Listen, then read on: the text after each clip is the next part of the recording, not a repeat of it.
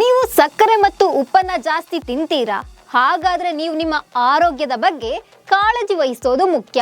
ಇಲ್ಲಾಂದ್ರೆ ನಿಮ್ಮ ಹಾರ್ಟ್ಗೆ ಎಫೆಕ್ಟ್ ಆಗೋದು ಗ್ಯಾರಂಟಿ. ಈ ಬಗ್ಗೆ ಹೇಳ್ತೀನಿ. ನಾನು ಶ್ವೇತಾ. ನೀವು ಸುದ್ದಿಯಾನದ ಸಬ್ಸ್ಕ್ರೈಬರ್ ಆಗೋದಕ್ಕೆ ಮರಿಬೇಡಿ.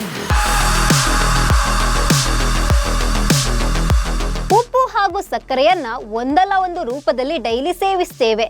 ಈ ಎರಡು ಪದಾರ್ಥ ಇಲ್ಲ ಅಂದ್ರೆ ಅಡುಗೆಗೆ ರುಚಿಯೂ ಇರಲ್ಲ.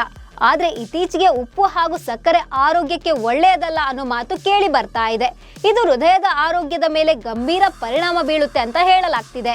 ಅಂದ್ಹಾಗೆ ಸಕ್ಕರೆ ಮತ್ತು ಉಪ್ಪು ಹೃದಯದ ಮೇಲೆ ವಿಭಿನ್ನ ರೀತಿಯಲ್ಲಿ ಪರಿಣಾಮ ಬೀರ್ತವೆ. ಹೌದು, ಹೆಚ್ಚು ಸಕ್ಕರೆ ಸೇವಿಸುವವರು ಬೇಗನೆ ಹೃದಯದ ಕಾಯಿಲೆಗೆ ಒಳಗಾಗುವ ಸಾಧ್ಯತೆ ಇದೆ ಅಂತ ಅಮೆರಿಕನ್ ಜರ್ನಲ್ ಆಫ್ ಕ್ಲಿನಿಕಲ್ ನ್ಯೂಟ್ರಿಷನಲ್ನಲ್ಲಿ ಪ್ರಕಟವಾದ ಅಧ್ಯಯನ ವರದಿಯಲ್ಲಿ ರಿವೀಲ್ ಆಗಿದೆ. ಸಕ್ಕರೆ ಹೆಚ್ಚು ತಿಂದ್ರೆ ಹೃದಯದ ಆಮ್ಲಜನಕದ ಬೇಡಿಕೆಯನ್ನ ಹೆಚ್ಚಿಸುವುದಲ್ಲದೆ ಹಾರ್ಟ್ ಬೀಟ್ ಕೂಡ ಹೆಚ್ಚಾಗುತ್ತೆ. ಇದರಿಂದಾಗಿ ರಕ್ತದೊತ್ತಡ ಏರಿಳಿತಗೊಳಿಸೋದ್ರಿಂದಾಗಿ ಹೃದಯಾಘಾತ ಆಗುವ ಸಾಧ್ಯತೆ ಇದೆ ಅಂತ ಅಧ್ಯಯನ ವರದಿಯಿಂದ ಬಹಿರಂಗವಾಗಿದೆ. ಇದಿಷ್ಟೇ ಅಲ್ಲದೆ ಸಕ್ಕರೆ ಸೇವನೆಯಿಂದ ಕೊಲೆಸ್ಟ್ರಾಲ್, ಟೈಪ್ 2 ಡಯಾಬಿಟಿಸ್, ಪಿತ್ತಜನಕಾಂಗದ ಕಾಯಿಲೆ ಮತ್ತು ಮೆಟಬಾಲಿಕ್ ಸಿಂಡ್ರೋಮ್ನಂತಹ ಸಮಸ್ಯೆ ಕಾಡಬಹುದು.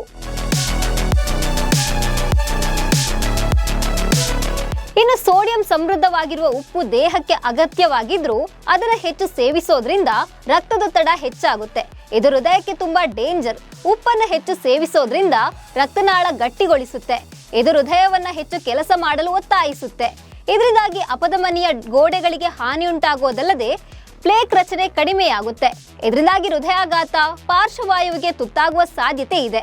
ವಿಶ್ವ ಆರೋಗ್ಯ ಸಂಸ್ಥೆ ಶಿಫಾರಸು ಮಾಡೋ ಪ್ರಕಾರ ಸಕ್ಕರೆಯು ವ್ಯಕ್ತಿಯ ದೈನಂದಿನ ಕ್ಯಾಲೋರಿಗಳಲ್ಲಿ 10% ಕಡಿಮೆ ಇರಬೇಕು ಮತ್ತು ದಿನಕ್ಕೆ 2 ಗ್ರಾಂ ಸೋಡಿಯಂ ಮೀರಬಾರದು ಅಂತ ತಿಳಿಸಿದೆ. ಹೀಗಾಗಿ ನೀವು ಆದಷ್ಟು ಉಪ್ಪು ಹಾಗೂ ಸಕ್ಕರೆಯನ್ನ ಸೇವಿಸೋದನ್ನ ಕಡಿಮೆ ಮಾಡಿ. ನಮಸ್ಕಾರ.